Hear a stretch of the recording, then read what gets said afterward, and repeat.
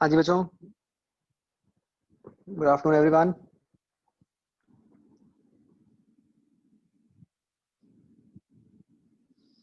कैसे चल रहे हैं भाई आपके स्कूल एग्जाम्स?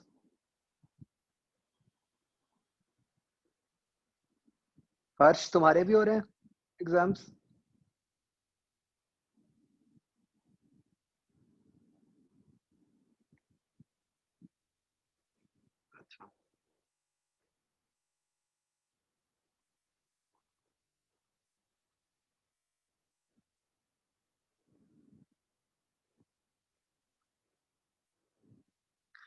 भाई ऐसा है कि धीरज सर ने आईपैड लेना नहीं है, वो नाटक कर रहे हैं।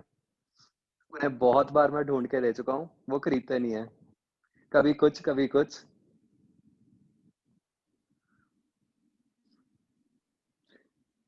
तो मैंने उनको कल परसों ही बताया था कि सर अब तो मिल रहा है, अब तो ले लो। उनको लेना ही नहीं है।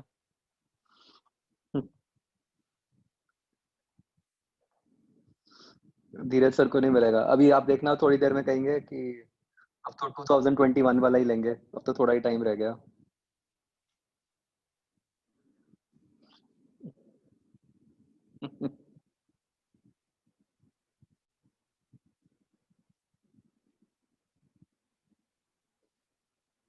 नोट्स बनाने में मतलब नोट्स क्यों बनाने होते हैं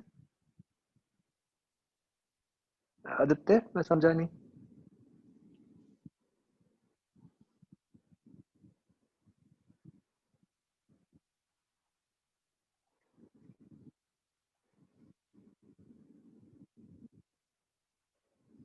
कौन से नोट्स खुद बनाने पड़ते हैं?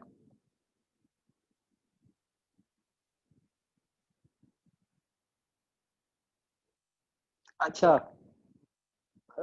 धीरज सर वो शायद मतलब नोट्स दिखा के पढ़ाते होंगे, तो वो आपको बनाने पड़ते होंगे। Yes sir. और धीरज के साथ साथ अच्छा, मुझे लगा आप फिजिक्स की बात कर रहे हो, मैंने कहा इसमें कौन से नोट्स आ गए।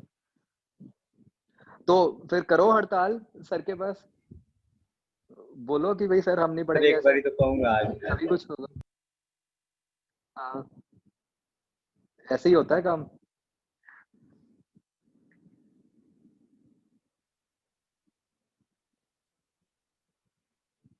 हाँ नहीं, नोट्स तो अपने बनाने चाहिए, यस वो तो मैं मानता हूँ।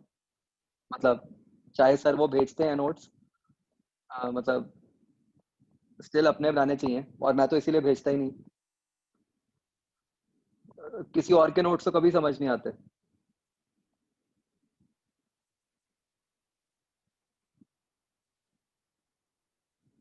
हाँ आइडियली तो क्लास टाइम में। तो वही बता दिया मैंने तुम्हें तरीका।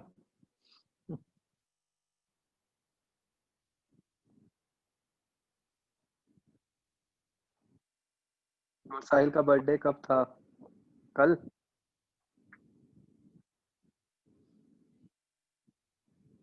बिलेटेड हैप्पी बर्थडे गुड साहिल।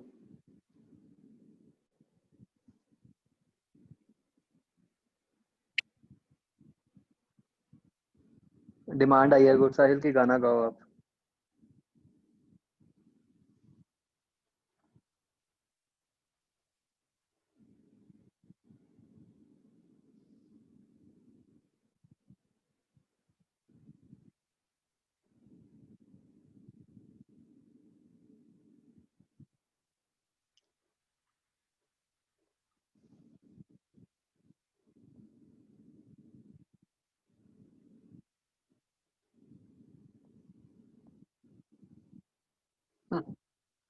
कोई बात नहीं, हम अपने ईयर्स की इंश्योरेंस करवा लेंगे, तुम वो चिंता ना करो।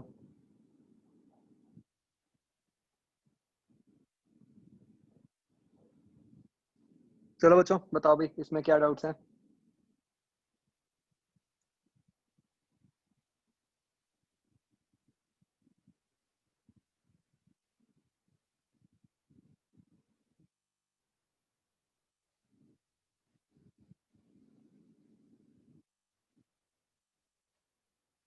अभी एक्सरसाइज 0 ई पार्ट।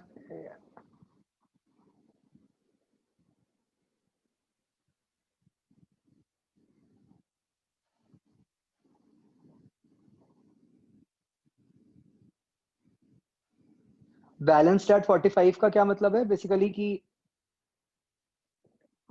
कि अगर आपने वहां पे कोई हिंज रखा हुआ है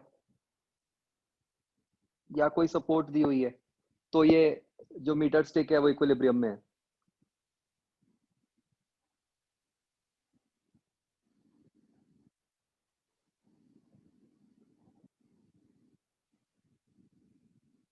ट्वेल्थ क्वेश्चन, जो पार्टिकल है वो ऐसे गिर रहा है, ठीक है, तो आप देखो कि ये फोर्स का जो परपेंडिकुलर डिस्टेंस है वो तो यही रहा, विच इज एक्स नॉट। तो तो अगर तो हमें वैसे बताना हो तो वो हो जाएगा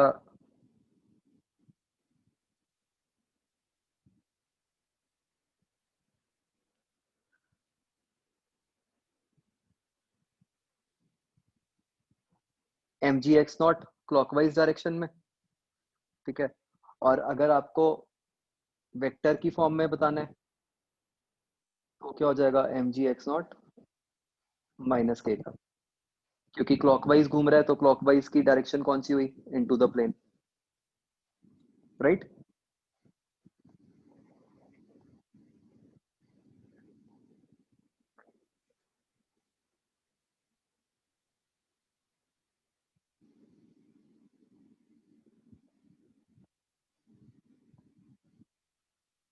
हाँ बच्चों, एक्सरसाइज 1।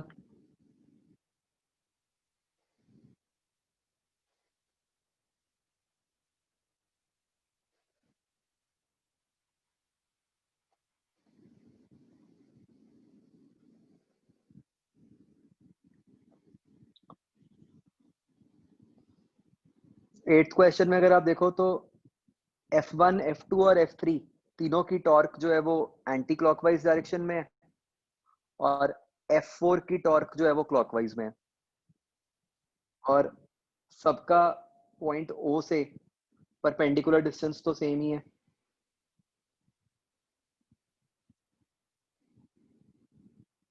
राइट। तो आपकी किस टाइप की इक्वेशन बन जाएगी कि F4 into R is equal to F1R plus F2R plus F3R।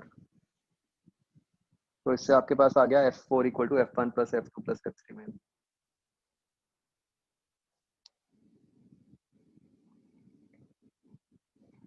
तो जैसे ये जो जो थर्ड क्वेश्चन है, rotational analog of torque, rotational analog of force in translatory motion, तो इसका मतलब क्या है, वही कि भाई ट्रांसलेटरी मोशन में जो काम फोर्स करती थी, रोटेशनल मोशन में वो काम कौन करता है।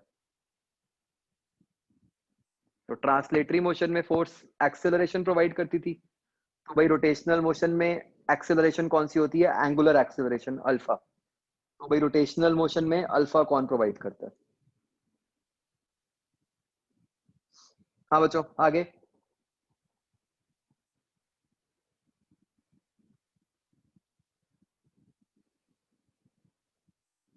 डन।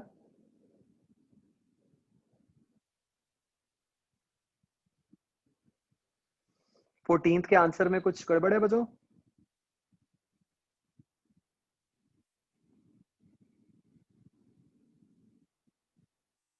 6824 आना चाहिए, इज इट।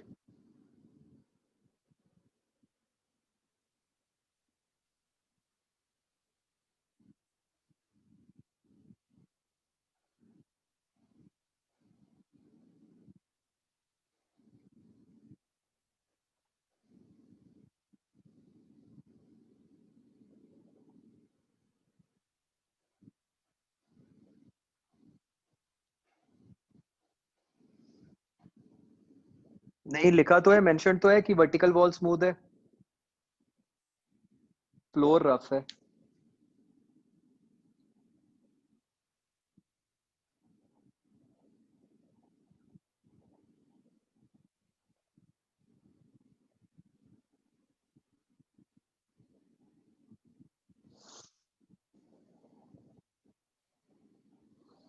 तो फ्रिक्शन की वैल्यू कैसे निकल आएगी, ये एम जी फोर्स आप सेंटर पे लगाओगे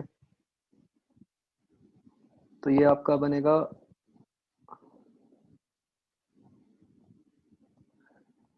mg into L by 2 cos theta is equal to n sin theta, nl sin theta. तो n बन गया आपका mg by 2 into cot theta, cot 53, 3 by 4, 3 mg by 8.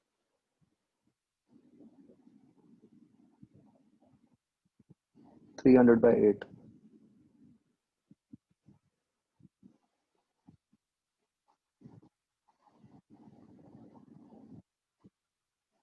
अच्छा, ये क्वेश्चन में ये क्लियर नहीं है कि वो कौन सी नॉर्मल फोर्स की बात कर रहे हैं, है ना?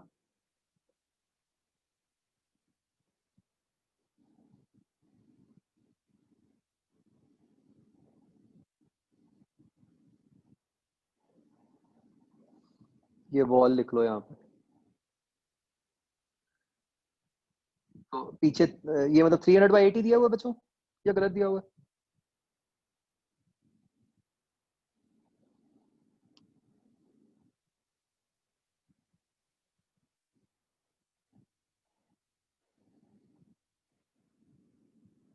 बोलो बच्चों।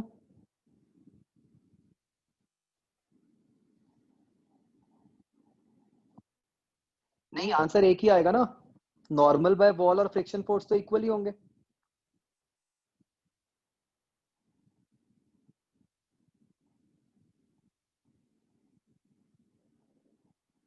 अच्छा, मैंने एंगल गलत लिख दिया वैसे।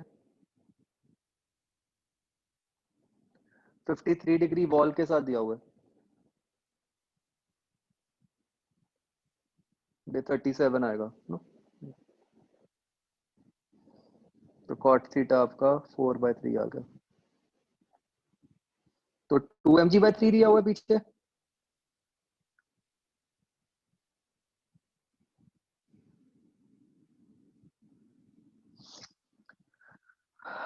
बच्चों ये समझ गए आंसर एक ही क्यों दिया हुआ है? 2 mg/3 अप्रोक्सीमेटली 65 हो गया, ठीक है।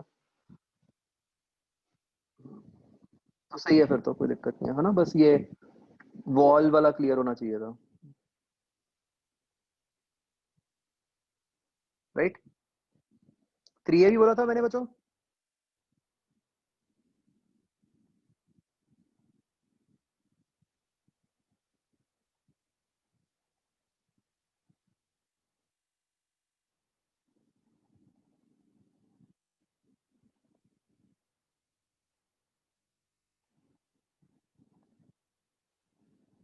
हाँ जी।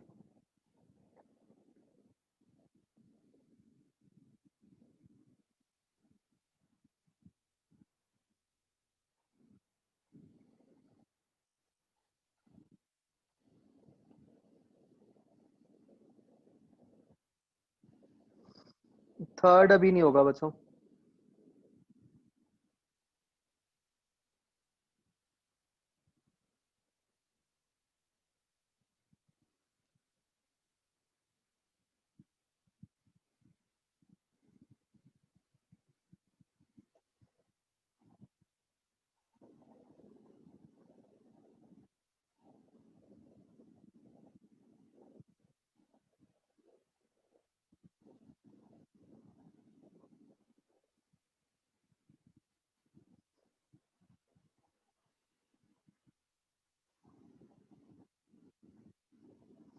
फोर्थ क्वेश्चन है बच्चों, ये सिचुएशन है, देखो।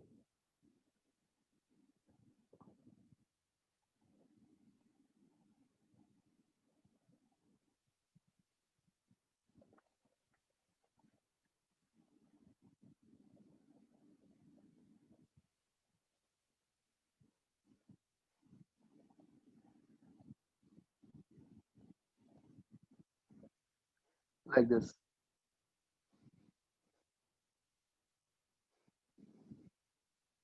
तो हमें फोर्स इस तरह लगानी है, तो आप ये कांटेक्ट पॉइंट के अबाउट टॉर्क बैलेंस कर दोगे, ठीक है।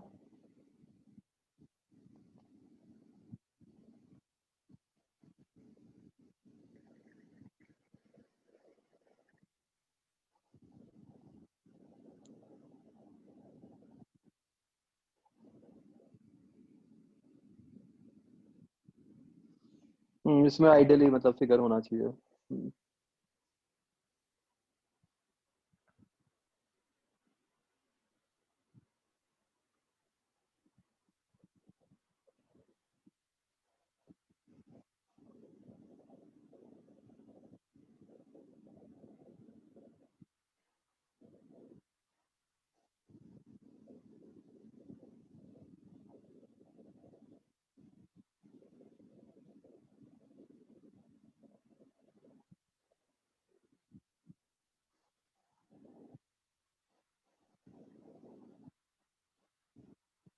11th क्वेश्चन बच्चों मैं अभी समझा रहा हूँ आपको, हो सकता है हो गया हो आपका, बट मैं स्टिल अभी समझाऊंगा। इसके अलावा बताओ।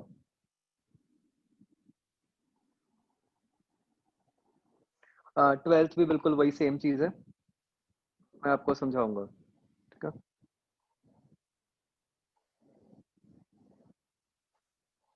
वही 9th भी वही है।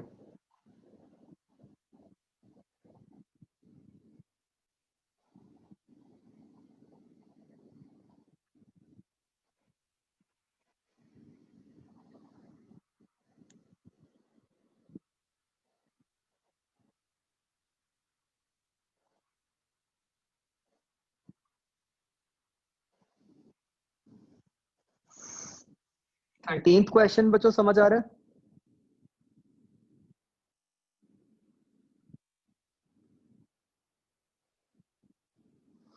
इसमें स्ट्रेट रखा हुआ है बुक को, और आप ये बच्चों प्रैक्टिकली भी करके देख सकते हो। और ये बड़ा मुश्किल है एक पॉइंट से पकड़ के ऐसे बुक को रखना, पकड़ना।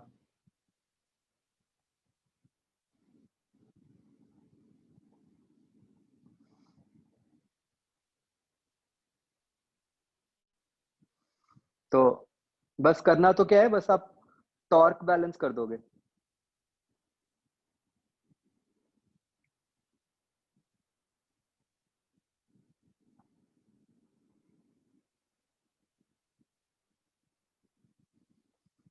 ठीक है, और कोई क्वेश्चन बच्चों?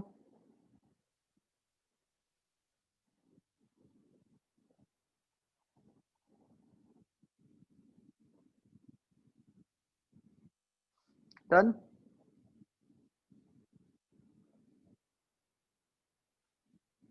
ओके,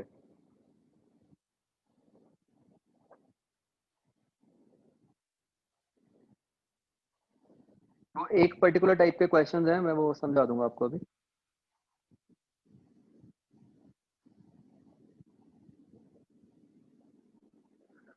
अच्छा, एक एक ये वाला क्वेश्चन बच्चों हो गया था।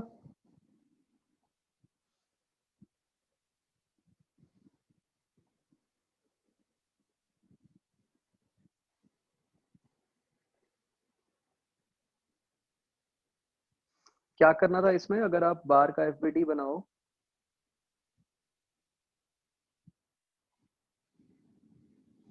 M g tension T at an angle theta, and hinge force कैसे लगेगी बच्चों बताओ।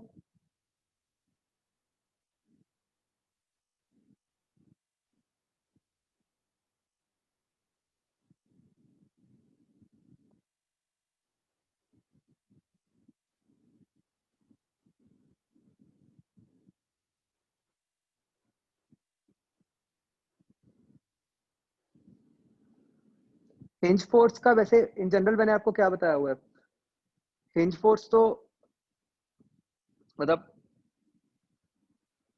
कोई फिक्स डायरेक्शन नहीं होती। ये हमने किया नहीं था एनएलएम में एक दो questions, force being exerted on पुली।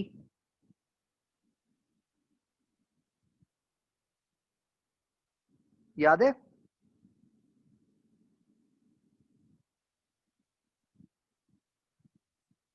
जो इस टाइप का क्वेश्चन था, एक मुझे याद आ रहा है पक्का, जो हमने किया था।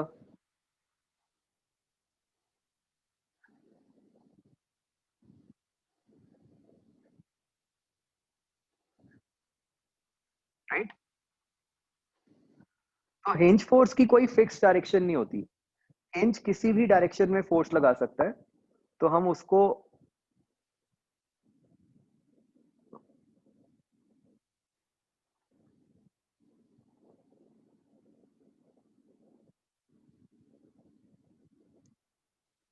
कोई भी general F x F y की फॉर्म में शो कर देते हैं। तो अब अगर मैं हिंज पॉइंट के अबाउट टॉर्क बैलेंस करूं, ये तो हमने सीख ही लिया कि अननोन के अबाउट टॉर्क बैलेंस करो, वो सबसे फास्ट है।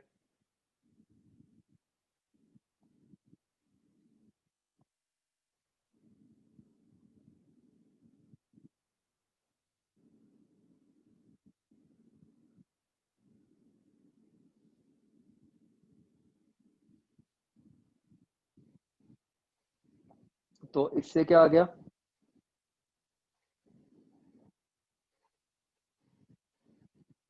M g l by two is equal to T sine theta into l. तो यहां से आपके पास टी की तो वैल्यू आ गई,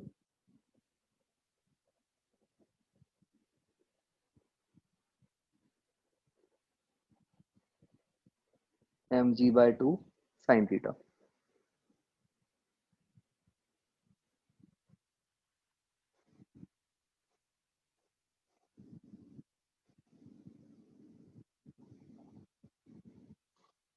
ठीक है, अब आपने क्या करना है, एक्स और वाई दोनों में फोर्सेस बैलेंस कर दो।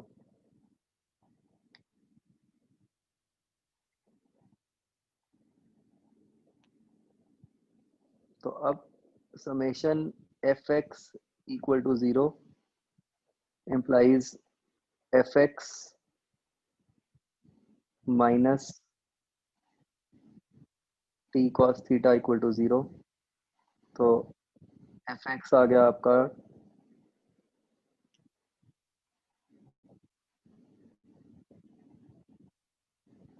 M G by two cot theta. ऐसे ही summation F Y equal to zero, इससे बन गया F Y plus T sine theta minus M G equal to zero. तो यहाँ से एफ वाई आ गया आपका एम जी बाय टू।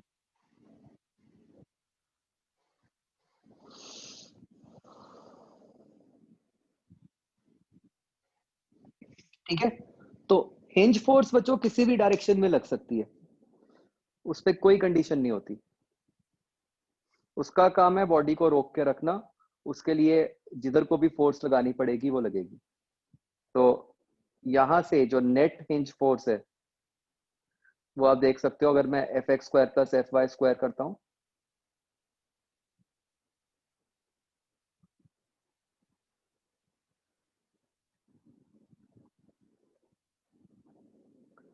वो आ गई m ji by two cosecant theta.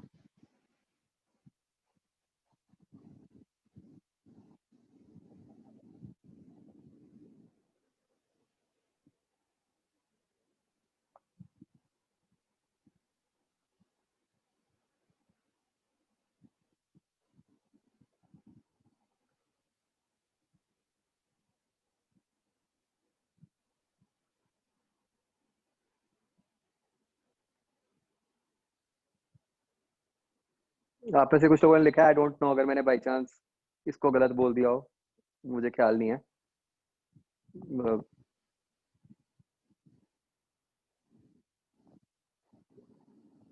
Anyways मतलब यही है आंसर।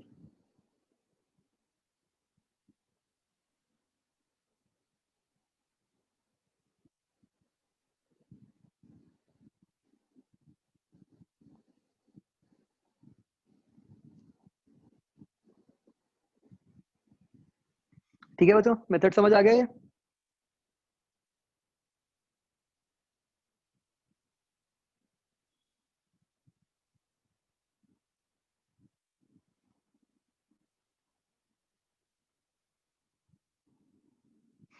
ओके,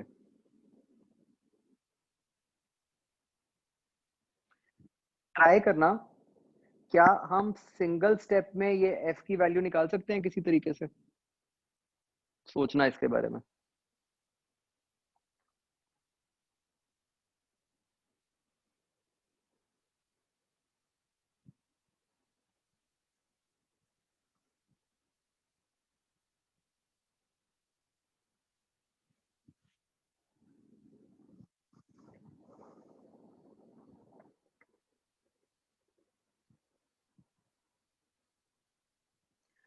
नेक्स्ट बच्चों हम जो फिनोमेना करेंगे that is known as toppling.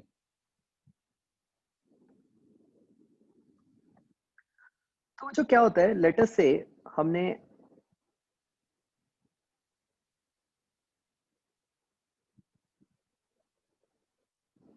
एक बॉक्स है, इसको ऐसे ग्राउंड पे रखा हुआ है, ठीक है।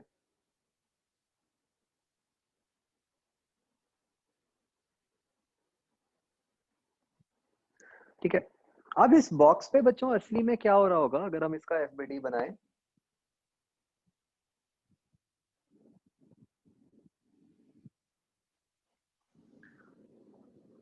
इसके ऊपर नीचे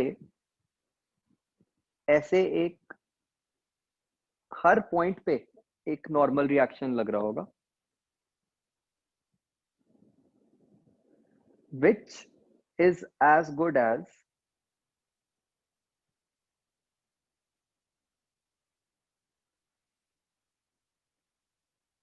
कि हम बिल्कुल सेंटर पे नॉर्मल रिएक्शन दिखा देते हैं,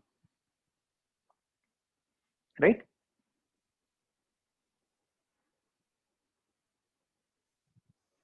लेकिन यही बच्चों अगर हम कुछ ऐसी सिचुएशन बनाएं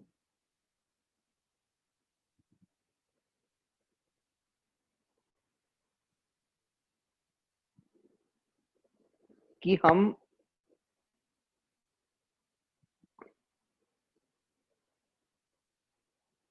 एक बॉक्स पे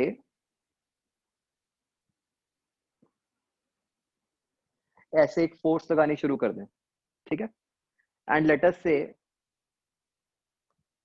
कि ये एक रफ सरफेस है, ठीक है, एंड हमें पता है कि जो ब्लॉक है उसने मूव नहीं किया।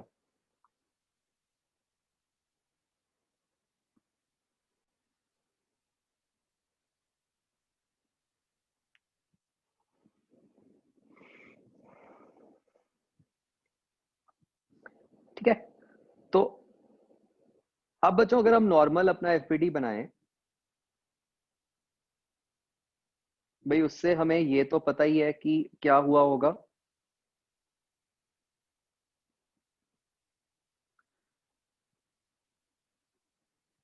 आपको याद है बच्चों एनएलएम चैप्टर में मैंने बोला था कि फोर्स जहां लग रही है वहीं दिखाओ हमेशा।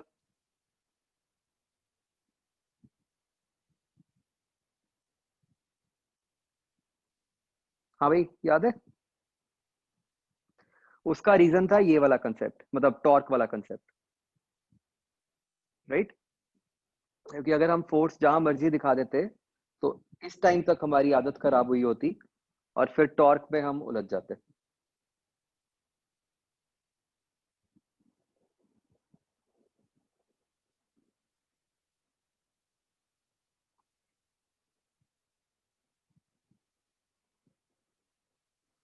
तो ये लग गई फ्रिक्शन, ठीक है। तो अब बच्चों हमें जरूरत नहीं पड़ती थी तब। अब मान लो मैं नॉर्मल रिएक्शन भी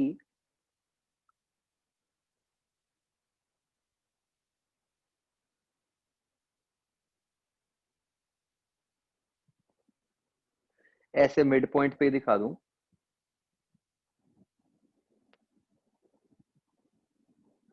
तो देखो फोर्सेस वाइज तो कोई दिक्कत नहीं है। हमें पता है कि जो फ्रिक्शन फोर्स होएगी वो कैपिटल एफ के इक्वल होएगी, एंड जो नॉर्मल रिएक्शन है वो एम जी के इक्वल होगा। फोर्सेस बैलेंस हो गई।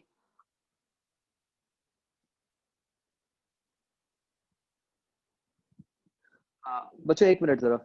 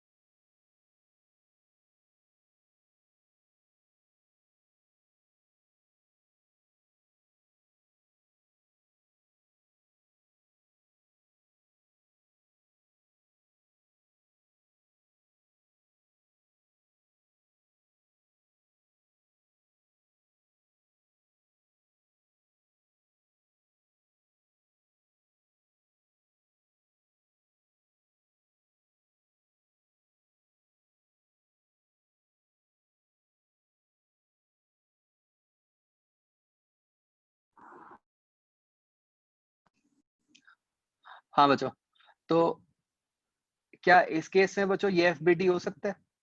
इस एफबीडी में क्या प्रॉब्लम है?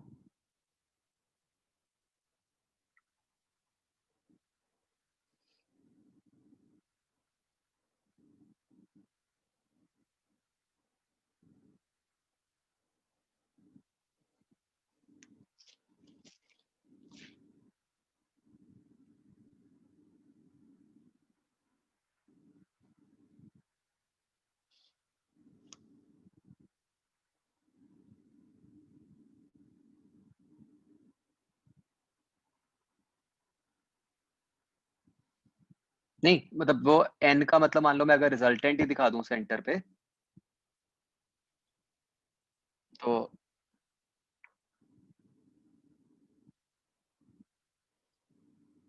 तो ये प्रॉब्लम है इसमें।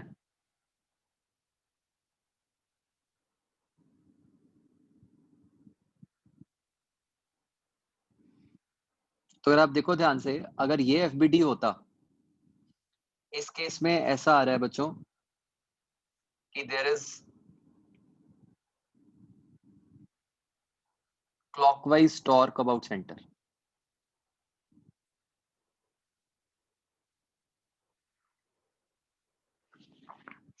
मतलब बॉडी घूमने लग जाती क्लॉकवाइज।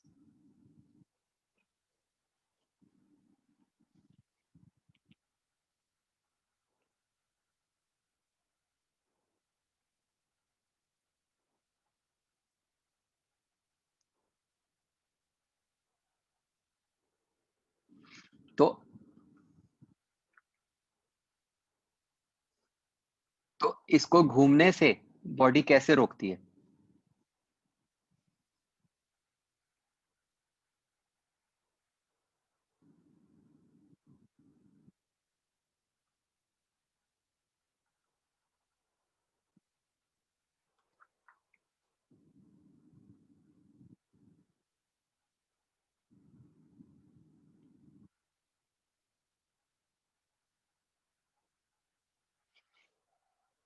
तो क्या होता है कि जो नॉर्मल रिएक्शन है वो थोड़ा सा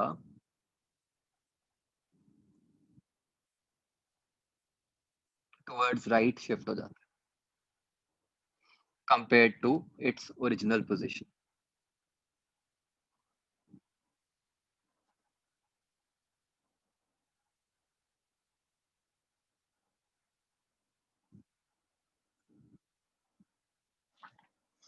और बच्चों हम क्या ये बात फिजिकली भी समझ सकते हैं कि अगर हम इस तरीके से फोर्स लगाएंगे तो ऑब्वियसली जो बॉडी का राइट साइड वाला हाफ होगा वो ज्यादा जमीन के साथ दबेगा, लेफ्ट साइड वाला हाफ कम दबेगा, तो राइट साइड से ज्यादा नॉर्मल आना चाहिए, isn't it?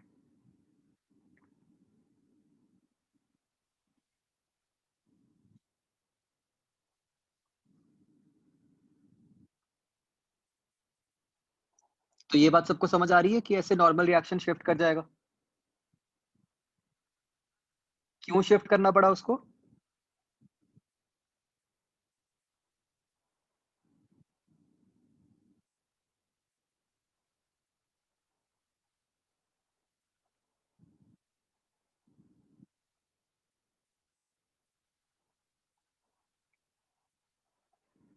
उसको पलटने से रोकने के लिए।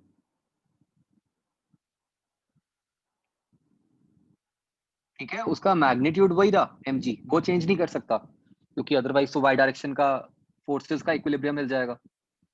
लेकिन उसको अपनी जो पोजीशन है वो चेंज करनी पड़ेगी ताकि वो ऑपोजिट डायरेक्शन में टॉर्क दे सके। तो आप देखो कि इफ वी वांट हम निकाल भी सकते हैं कि वो कितने से शिफ्ट किया। कैसे, क्या इक्वेशन बन जाएगी?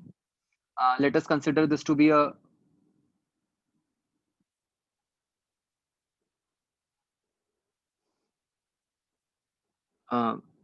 कुछ भी मान लो, बॉक्स मान लो, जिसकी हाइट h है और लेंथ a है। तो ये क्या बन गई इक्वेशन देखो, F into H by two, I'm assuming कि बिल्कुल टॉप पे लग रहा है, plus friction force into H by two is equal to N into D. तो if we want we can substitute also. ये बन गया F into H by two. हमें पता है फ्रिक्शन फोर्स की वैल्यू भी F ही आएगी.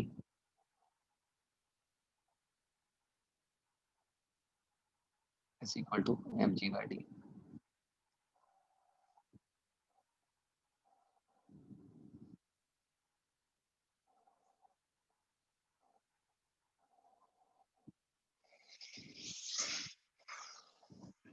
तो D बन गया F H by m g. ठीक है, ये मतलब कुछ याद नहीं रखना, ये तो मैंने वैसे ही आपको करके दिखाया.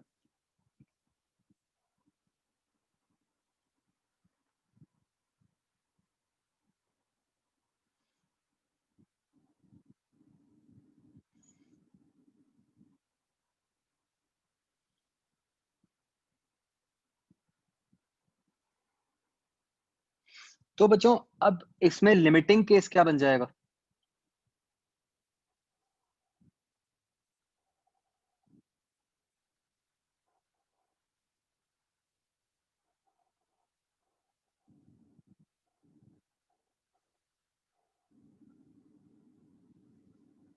मतलब ऐसा कब होगा कि ब्लॉक जो है वो टॉपल कर जाएगा इस फोर्स के कारण?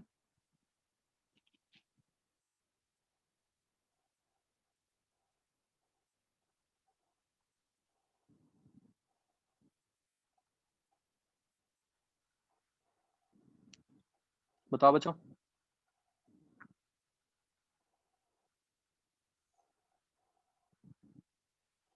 मतलब लिमिटिंग केस में क्या हो जाएगा कि जब हमारा नॉर्मल रिएक्शन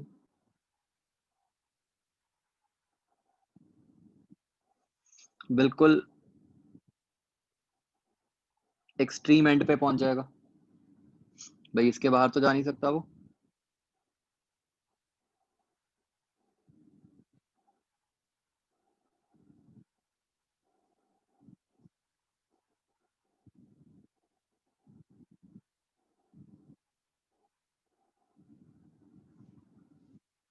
राइट. तो यस, ऑफ कोर्स हम चाहते तो हम ये भी कर सकते थे कि हम ऊपर वाले में ही ये कर देते कि डी को a बाई टू डाल दें, है ना, उसमें भी कोई चक्कर नहीं था. बट जो हम अप्रोच फॉलो किया करेंगे, जैसे जो क्वेश्चंस आपने देखा होगा उसमें आपको सीधा ये पूछा जाएगा कि भाई एफ की वैल्यू बताओ जिसपे कि ब्लॉक टॉपल करने लगेगा. ठीक है, तो भाई जो शॉर्टर मेथड है वो क्या है, आप नॉर्मल रिएक्शन को बिल्कुल शिफ्ट कर दो उस पॉइंट पे जिसके अबाउट बॉडी टॉपल करने लगेगी. वो तो सिचुएशन देख के आपको क्लियर हो ही जाएगा ना बच्चों कि बॉडी किस तरफ को टॉपल करने लगेगी, क्लॉकवाइज या एंटी क्लॉकवाइज,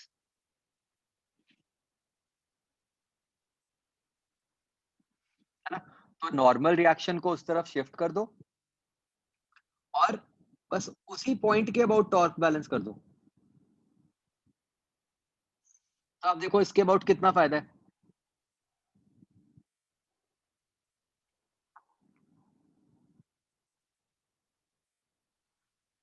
इस पॉइंट का क्या एडवांटेज हो रहा है पी के अबाउट टॉर्क बैलेंस करने का?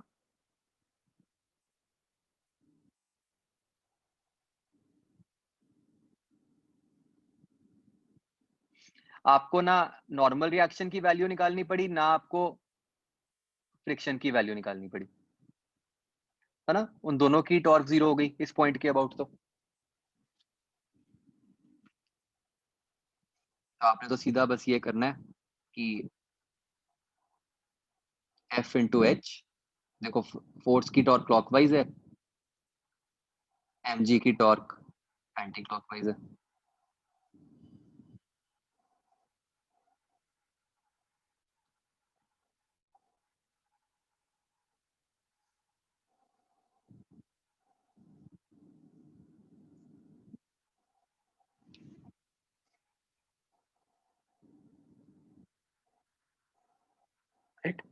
तो मतलब जब फोर्स की ये वैल्यू हो जाएगी तो वो बॉडी पलट जाएगी।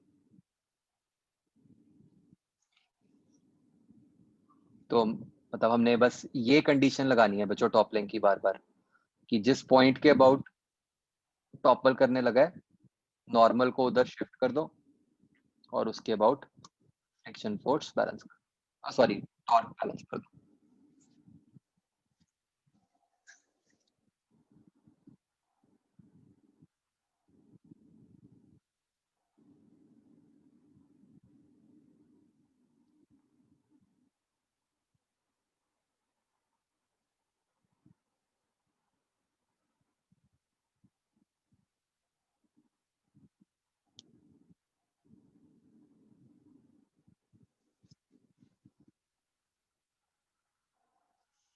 जैसे एक एग्जांपल करते हैं।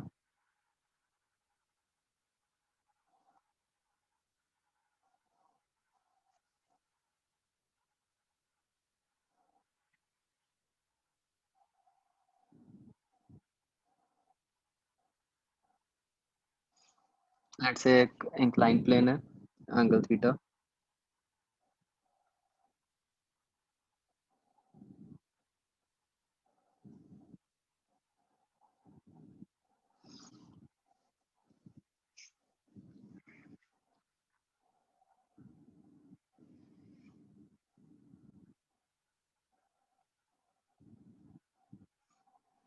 Rough surface,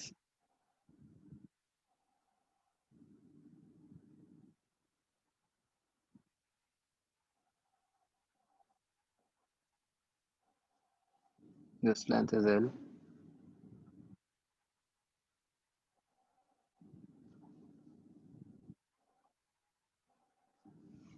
this is H,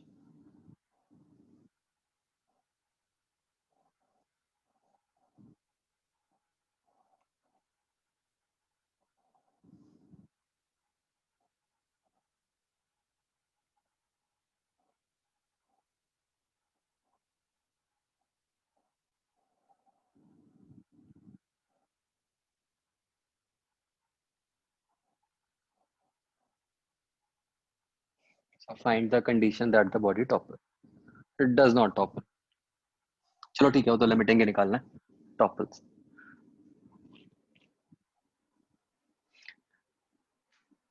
अच्छा बच्चों, बिफोर सॉल्विंग एक बार लॉजिकली सोचो, मतलब क्या आना चाहिए, मतलब हम अपने आसपास अपने एक्चुअल एक्सपीरियंस से बता सकते हैं, मतलब किस केस में ऐसा होता है कि बॉडी ऐसे पलटी जाएगी।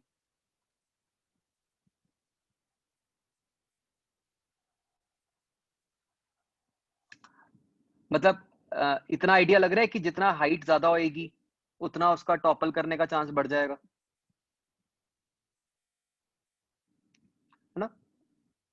ठीक है, चलो अब इसको निकालो फिजिकली मैथमेटिकली, फिर देखते हैं क्या आता है।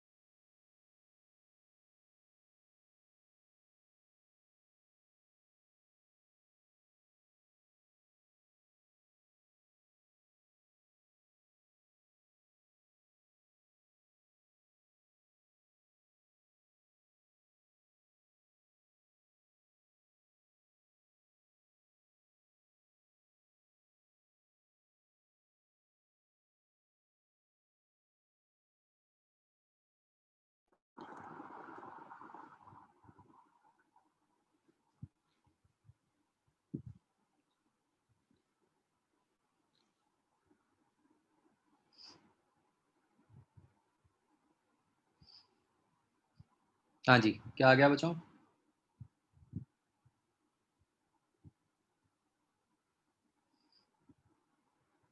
बच्चों आप सबके आंसर में मतलब एक थोड़ी सी गड़बड़ है, आपको अभी समझ आ जाएगा।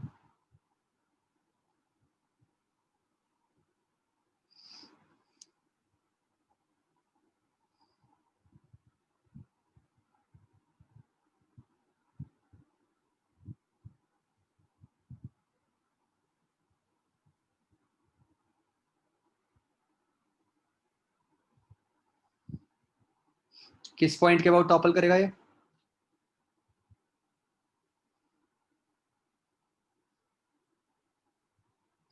लोएस्ट पॉइंट के अबाउट, इजंट इट? तो इसको पी बोल दो।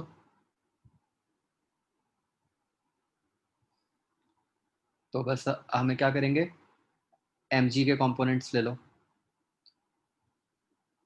ऐसे दिखाओ ही मत।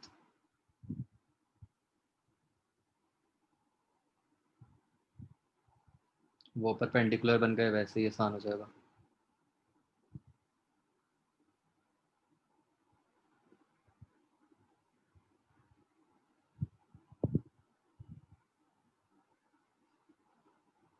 तो क्वेश्चन में क्या कहा है कि टॉपल्स, तो मतलब क्या चाहिए हमें कि m g sine theta into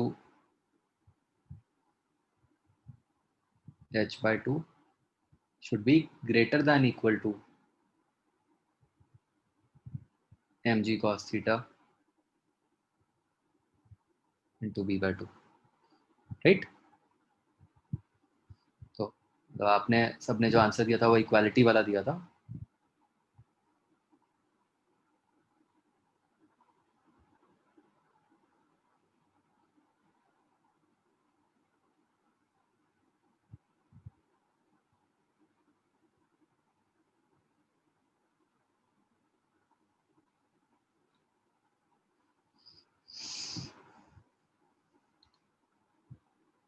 मतलब लिमिटिंग बोलोगे तो यस, तो एल बाई एच हो जाएगा।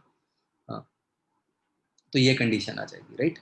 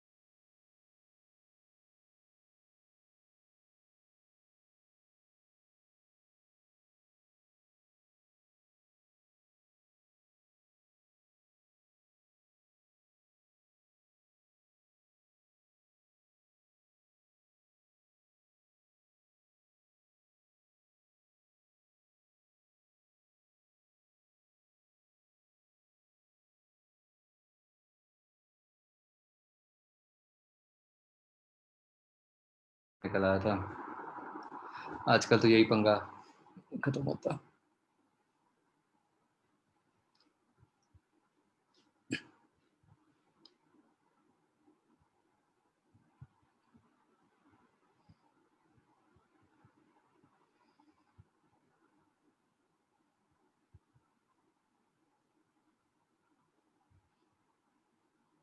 ठीक है बच्चों, ये क्वेश्चन समझ आ गया? तो ऑफ कोर्स आप चाहो तो आप एंड ढूंढ सकते हो, सब कुछ कर सकते हो, बट ये वाला मेथड जो है ये शॉर्टेस्ट है।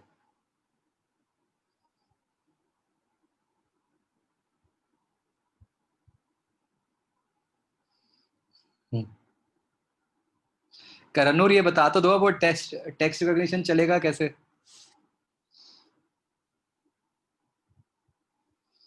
मेरा ना अभी ज्यादा वो एक्सपेरिमेंट करने का मन सा ही नहीं किया। मैं कहा यार अब जो चल रहा है चलता रहे।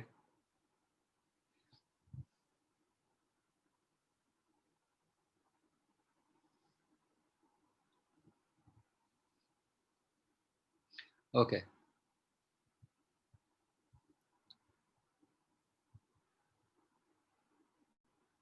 तो नेक्स्ट बच्चों we will talk about moment of inertia.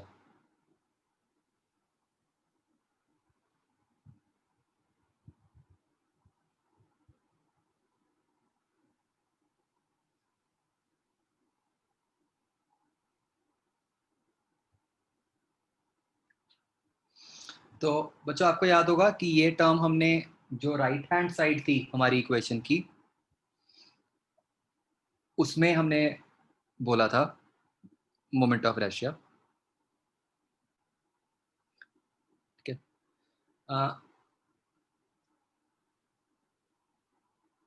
तो इसको समझने के लिए सबसे पहले let us understand the concept of axis of rotation.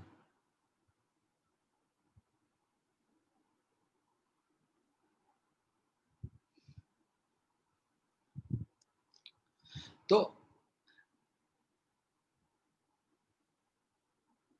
Axis of rotation का बच्चों देखो ये क्यों जरूरत पड़ती है। जैसे मान लो ये मेरे पास एक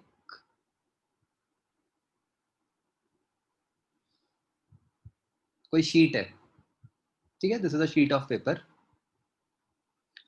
तो बच्चों मैं इस शीट को अलग अलग तरीके से घुमा सकता हूं।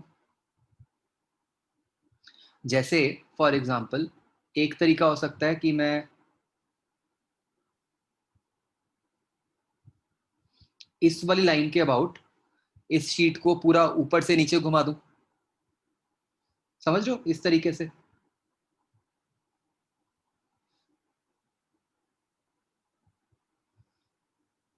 दूसरा तरीका हो सकता था कि मैं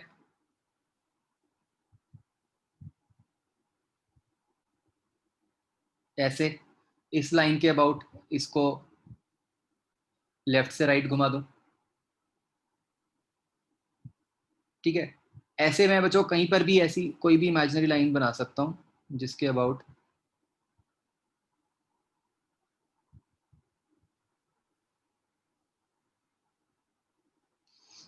बॉडी को हम घुमा सकते हैं। इनफैक्ट ये कोई जरूरी नहीं है कि ये एक्सिस जो है वो इसी प्लेन में ही हो। मैं बच्चों एक्सिस ऐसे भी दिखा सकता हूँ, ये देखो। मतलब इमेजिन करो कि एक पेंसिल है या एक पेन है जो इस पेज के अंदर जा रहा है इनटू द प्लेन। इसके अबाउट ये पेज कैसे घूमेगा?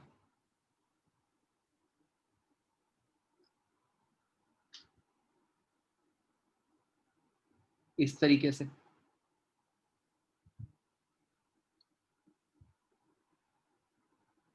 ठीक है, वो एक्सिस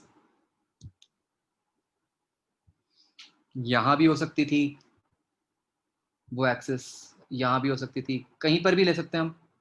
उसके हिसाब से बेसिकली बच्चों फर्क क्या पड़ रहा है, इसके हिसाब से जो बॉडी के इंडिविजुअल पार्टिकल्स हैं उनकी मोशन पे तो फर्क पड़ रहा है ना, कि वो किस तरीके से मूव कर रहे होंगे। क्या ये बात समझ आती है बच्चों?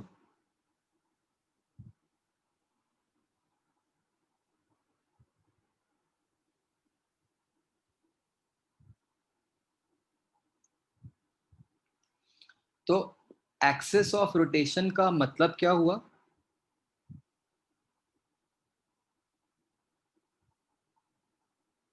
एक इमेजिनरी लाइन जिसके अबाउट वो बॉडी रोटेट कर रही है।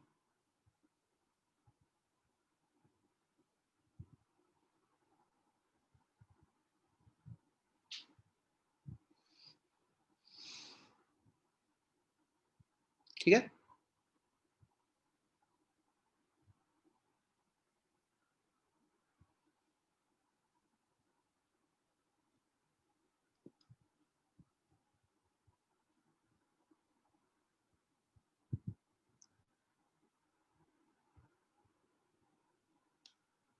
तो जब हम टॉर्क भी कैलकुलेट कर रहे थे, जब हम कहते थे कि किसी एक पॉइंट के अबाउट टॉर्क निकालो,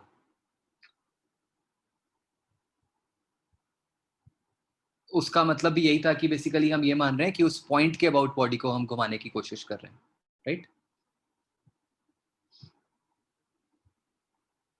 मतलब जो हमारी एक्सिस ऑफ रोटेशन है वो उस पॉइंट के थ्रू पास कर रही है। जैसे बच्चों बताओ, फैन चल रहा है घर पे, उस फैन की एक्सिस ऑफ रोटेशन क्या है?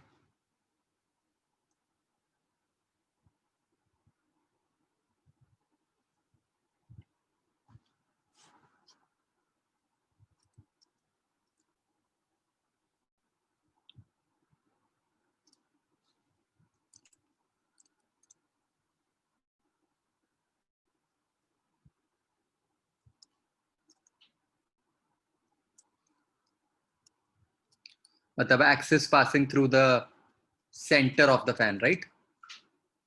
चाहे उसको सेंटर से छत की तरफ कह दो, चाहे उसको सेंटर से ग्राउंड की तरफ कह दो, राइट? एक ही बात है।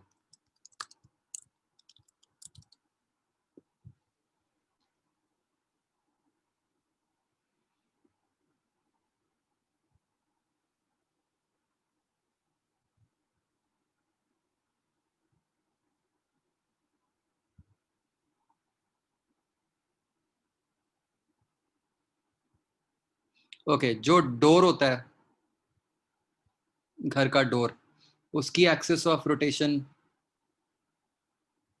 क्या होगी?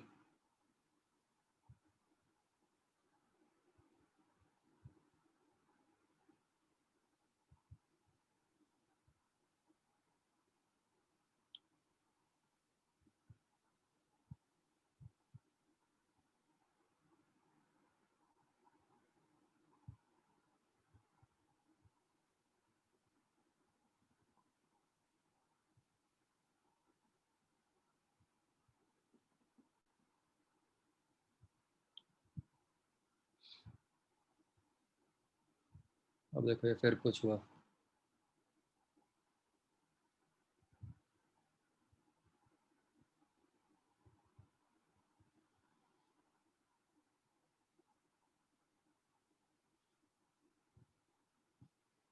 ये ऐसा लग रहा है मुझे कि कुछ इसका वन नोट से ही लिंक है। मतलब और तो सब जगह और तो ठीक चल रहा है, कोई भी ऐप चलाओ तो।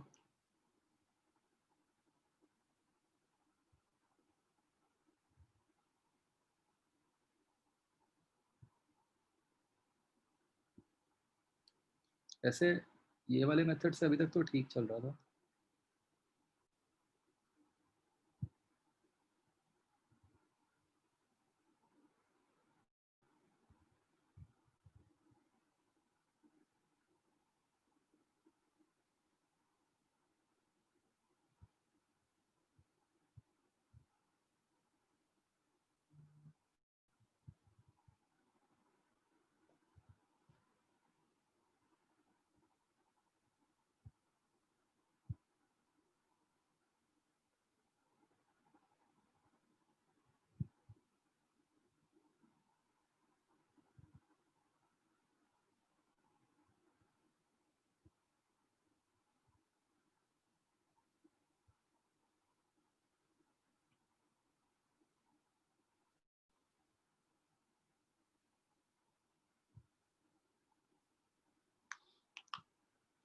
चलो एक और तरीका है, कोई बात नहीं।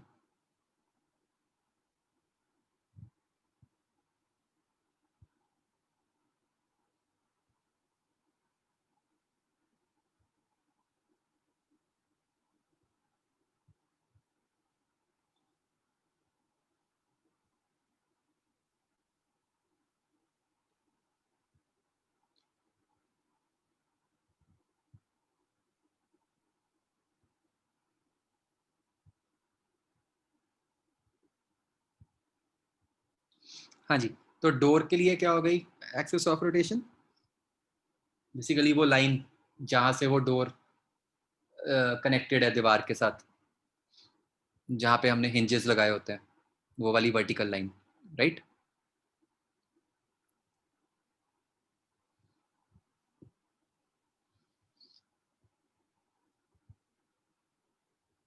तो बच्चों मोमेंट ऑफ बच्चों अब तो दिख रही है ना स्क्रीन सबको?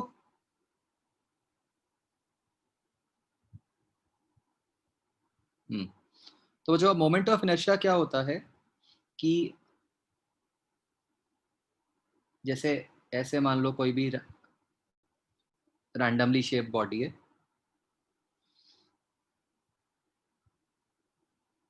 हमने कोई एक्सिस फिक्स कर दी, ठीक है, तो ये बॉडी उस एक्सिस के अबाउट ऐसे रोटेट कर रही है। तो अब इस बॉडी के ऊपर जो अलग अलग मासेस हैं,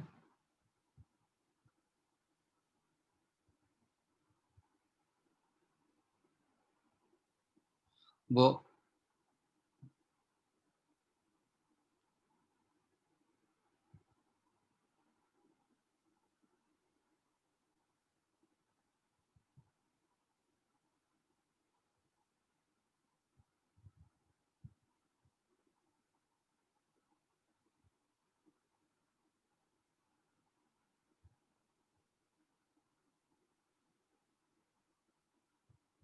अलग अलग रेडियस में घूम रहे हैं।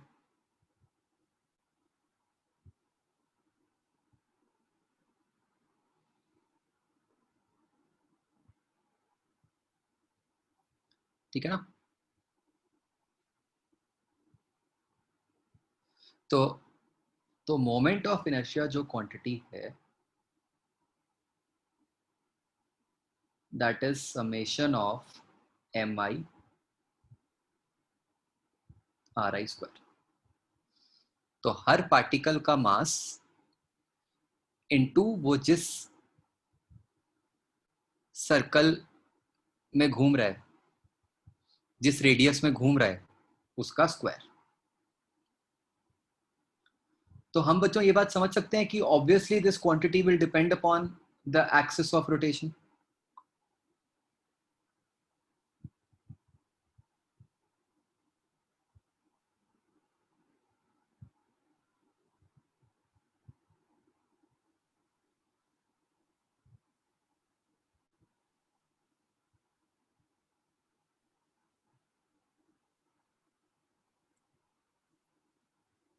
ठीक, तो मतलब जैसे मैंने टॉर्क में कहा था आपको कि आपको पॉइंट बिल्कुल क्लियर होना चाहिए, ऐसे ही मोमेंट ऑफ इनर्शिया में आपको ये बिल्कुल क्लियर होना चाहिए कि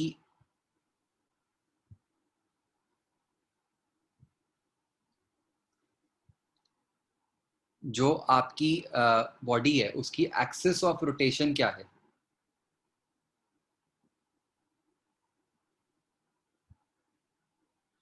ठीक है, उसके बिना हम निकाल ही नहीं सकते ये क्वांटिटी को।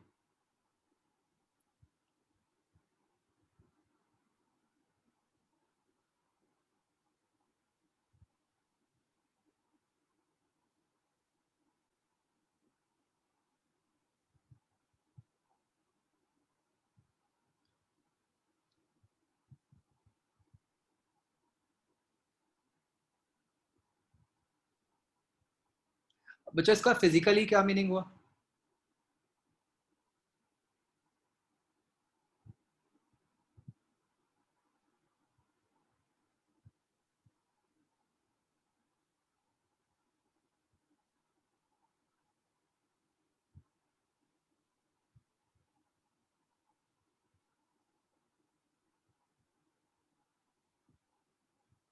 इसका एक एग्जांपल लेते हैं, ठीक है? बच्चों एक काम करो, आप आपके हाथ में जो भी पेन पेंसिल है उसको एक बार आप बीच में से पकड़ो, ठीक है, और घुमाओ, और एक बार आप उसको एक साइड से पकड़ो। फिर घुमाओ।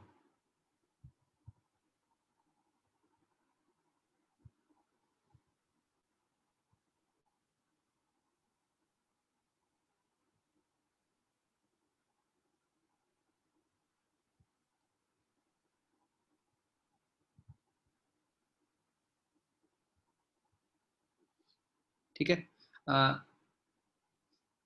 दोनों केसेस में बताओ मुझे कि घुमा के देखो और बताओ मुझे कि किस केस में घुमाना ज्यादा मुश्किल लग रहा है।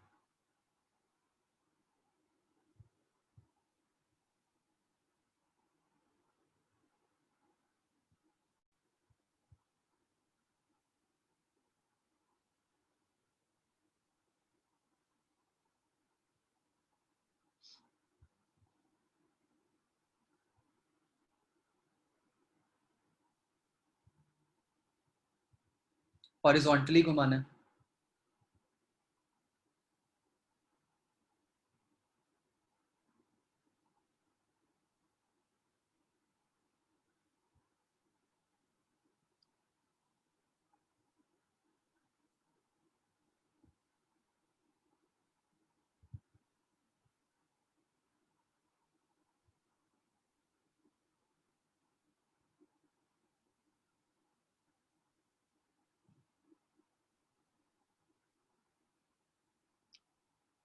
हॉरिजॉन्टल प्लेन में पेन को घुमाओ जैसे पंखा घूमता है, मतलब पूरा तो नहीं घुमा पाओगे, ऑसिलेट करो, आगे पीछे करो, क्लॉकवाइज एंटी क्लॉकवाइज, मतलब थंब और फिंगर के बीच में पकड़ के, थंब और इंडेक्स फिंगर के बीच में पकड़ के हॉरिजॉन्टली घुमाओ।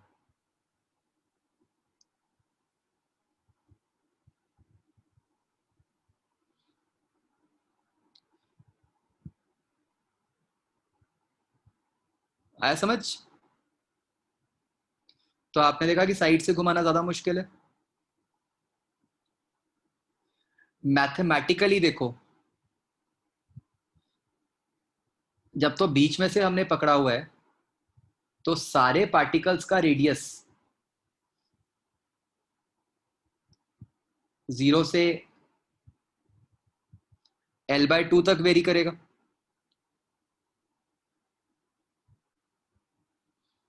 वेराज इस वाले केस में जो रेडियस है वो कहां से कहां वेरी कर रहा है, 0 से L वेरी कर रहा है, राइट? तो राइट साइड वाले केस में मोमेंट ऑफ इनर्शिया ज्यादा आएगा। ठीक है, मैथमेटिकली भी, फिजिकली हमने देख लिया कि उसको घुमाना मुश्किल है। तो बेसिकली ये जो मोमेंट ऑफ इनर्शिया क्वांटिटी होती है बच्चों, ये क्या है? This represents inertia of direction.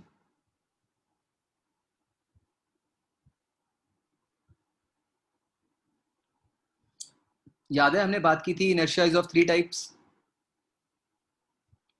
Rest, motion, direction. तो this is inertia of direction.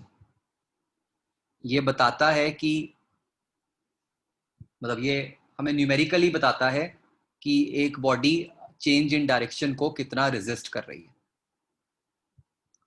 तो जितना मोमेंट ऑफ इनर्शिया ज्यादा होगा, मतलब उस बॉडी को घुमाना उतना ही मुश्किल होगा।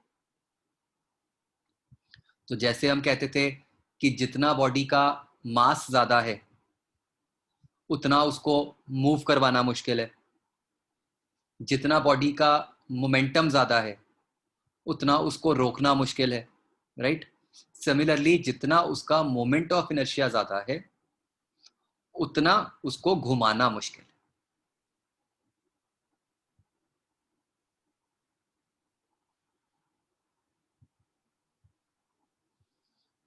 ठीक है बच्चों, समझ आ रहे हैं?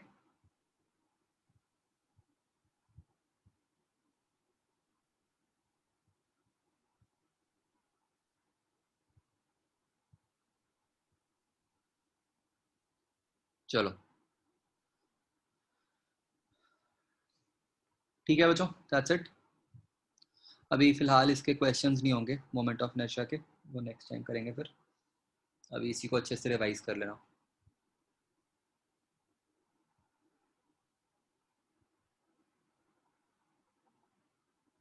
ओके चलो बाय।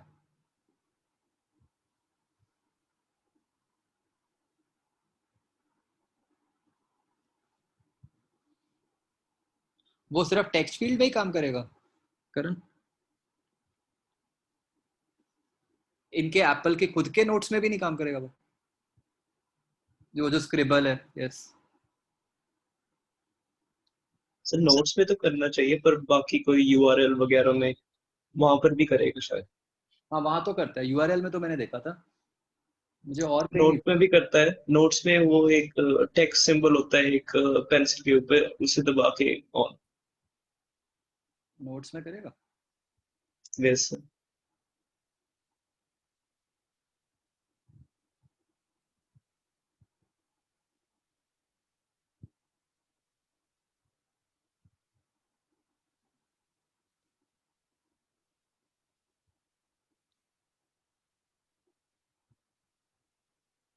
कैसे करेगा?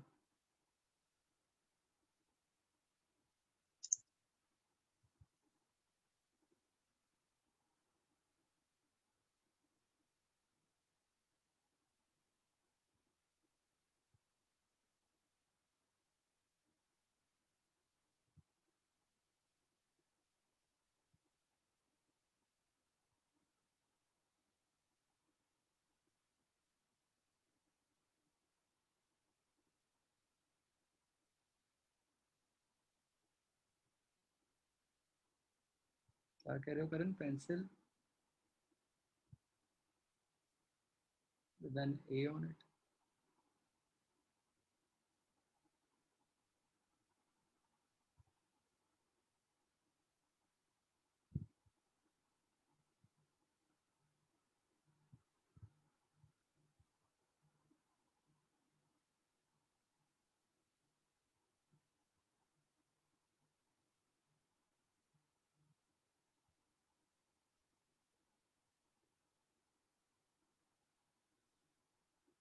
चल ढूंढेंगे, कोई बात नहीं।